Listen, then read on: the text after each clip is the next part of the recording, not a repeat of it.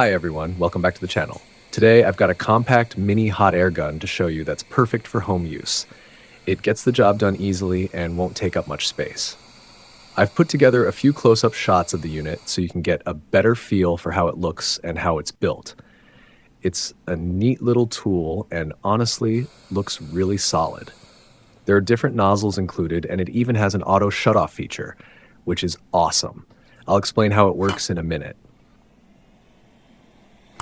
First, here's a quick demo. With heat, you can remove tiny SMD parts from a board really easily. Alright, time to unpack it. This is the Micro Hot Air Gun, model 8858. Let's take it out of the box and see what accessories are included. You might find similar models in your country. Most of these are made in China, so what you get might look a little different from mine, depending on where you buy it. The first part I want to show you is the stand/base. It's small but clever. There's a screw hole so you can fix it in place, or you can just sit it on your bench wherever you like.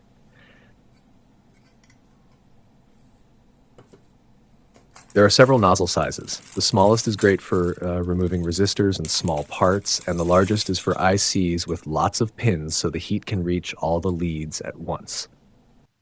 You'll see the different shapes in the close-up shots.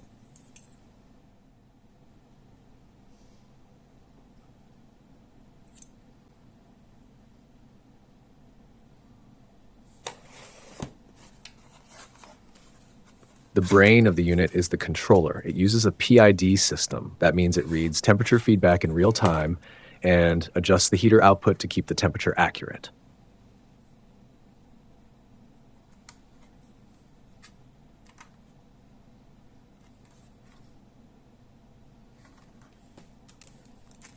The handpiece itself is nice and compact, kind of like other small units such as Gordak. It fits comfortably in your hand and is easy to work with. It's not heavy, roughly 300 to 400 grams.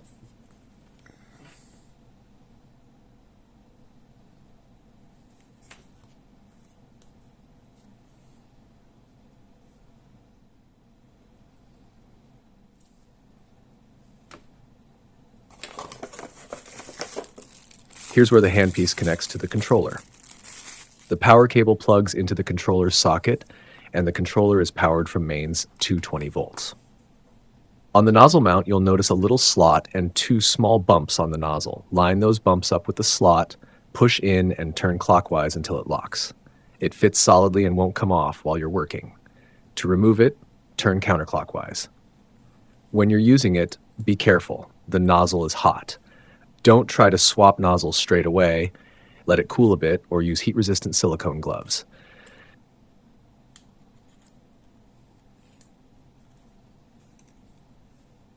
This unit can deliver about 120 liters per minute of airflow, and its power range is roughly 100 to 650 watts.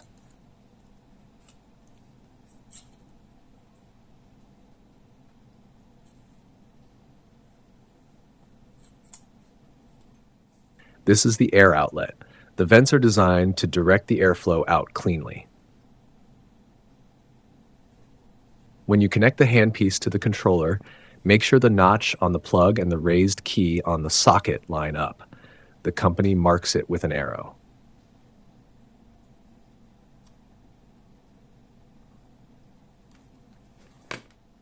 Put the arrow up, plug it in, tighten the locking nut, and you've got a secure connection that won't come loose during use.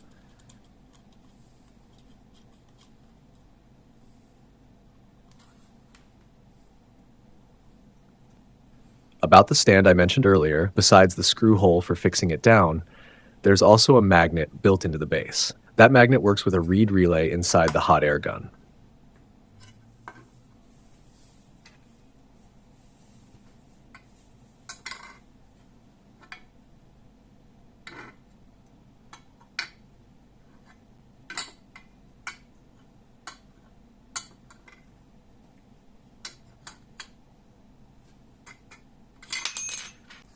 When you place the handpiece in the stand, the magnetic field is detected and the unit goes into a cool down cycle. The fan spins up to cool the heater, then it goes to standby, repeating until it's cooled and finally turns off. This extends the lifespan of the unit.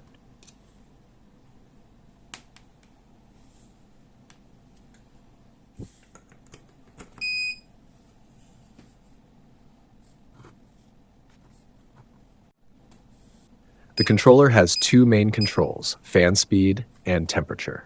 Fan speed goes from 1 to 10, and temperature is adjustable from 100 degrees Celsius up to 480 degrees Celsius.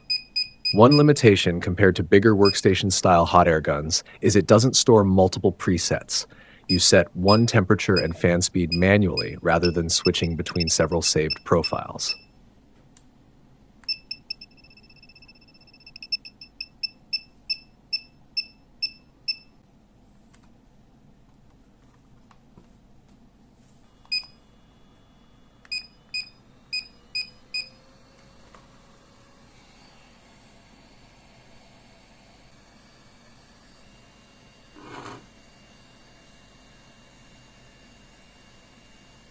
Air comes in through the intake and out through the nozzle.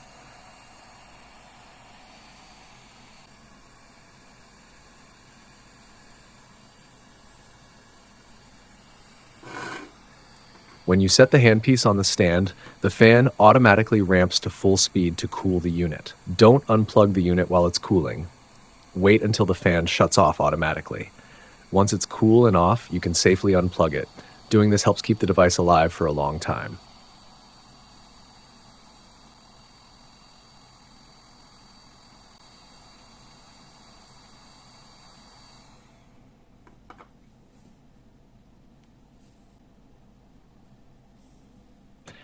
When you pick the gun up again, it quickly returns to the temperature and fan speed you'd set so you can continue working.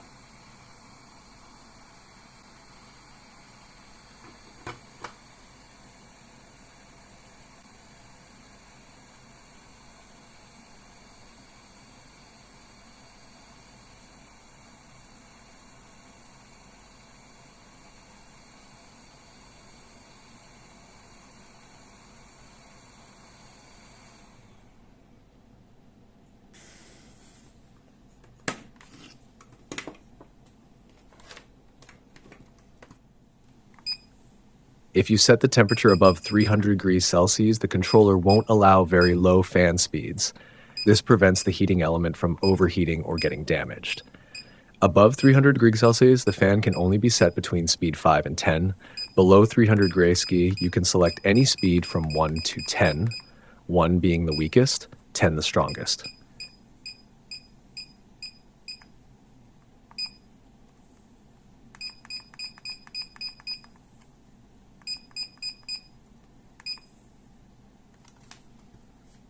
Okay, let me show you a quick real example of how to use it. I'm going to remove a resistor from a board. I'll choose the smallest nozzle, lock it in place, and apply a little flux. Turn it on, heat it gently with the nozzle, and you'll see the solder melt. Once the solder is liquid, you can lift the component off the PCB very easily. For a slightly bigger part, like a diode with longer leads and more solder, I'll switch to a medium nozzle. I let the tool cool a bit, swap the nozzle, add a bit of flux, and in just a few seconds, the diode comes off cleanly. For larger ICs, I'd use the largest nozzle so the hot air reaches all the pins at once and the chip detaches more easily.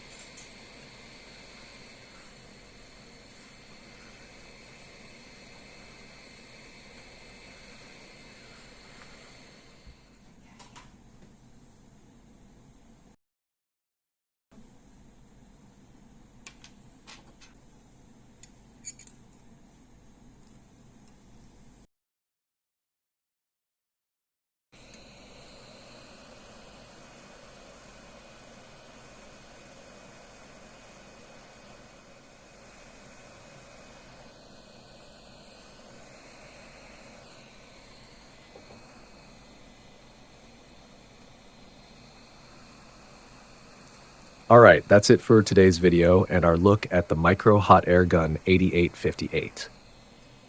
I hope you enjoyed it. I'll put the full specs in the description below. Drop any questions in the comments and I'll get back to you. See you next time.